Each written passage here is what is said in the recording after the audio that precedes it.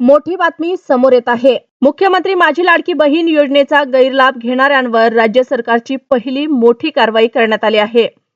ही कारवाई बुलढाणा जिल्ह्यात झाली असून शासकीय कर्मचारी असतानाही अपात्र महिलांनी योजनेचा लाभ घेतल्याचा धक्कादायक प्रकार उघडकीस आला आहे। राज्यातील गरीब व वंचित महिलांना आर्थिक आधार मिळावा, त्या स्वावलंबी व्हाव्यात यासाठी सरकारनं जून 2024 मध्ये मुख्यमंत्री लाडकी बहीण योजना सुरू केली होती।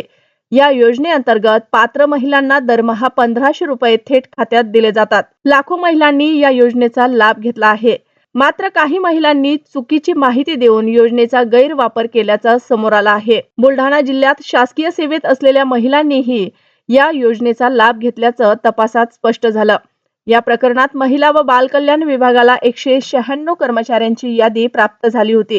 चौकशी दरम्यान त्यापैकी 190 कर्मचारी पात्र ठरले, कारण ते अर्धवेळ कर्मचारी होते आणि त्यांचे उत्पन्न 2.5 लाखापेक्षा कमी होते। मात्र उर्वरित 6 शासकीय कर्मचारी अपात्र ठरले। त्यामुळे सरकारने त्यांच्याकडून आतापर्यंत घेतलेले प्रत्येकी 16,500 रुपये म्हणजेच एकूण 99,000 रुपये वसूल केले आहेत। याशिवाय त्यांच्यावर कायदेशीर कारवाईसाठी प्रस्ताव जिल्हा परिषदेच्या मुख्य कार्यकारी अधिकाऱ्यांकडे पाठवण्यात आला आहे। या घटनेमुळे राज्यातील इतर अपात्र लाभार्थ्यांनाही मोठा दणका बसण्याची शक्यता आहे। शासनाची फसवणूक करून योजनेचा लाभ घेणाऱ्यांवर पुढील काळातही कठोर कारवाई केली जाणार असल्याचा इशारा देण्यात आला आहे। महिला व बाल कल्याण विभागाचे जिल्हा कार्यक्रम अधिकारी प्रमोद एंडोले यांनी या कारवाईची अधिकृत माहिती दिली आहे।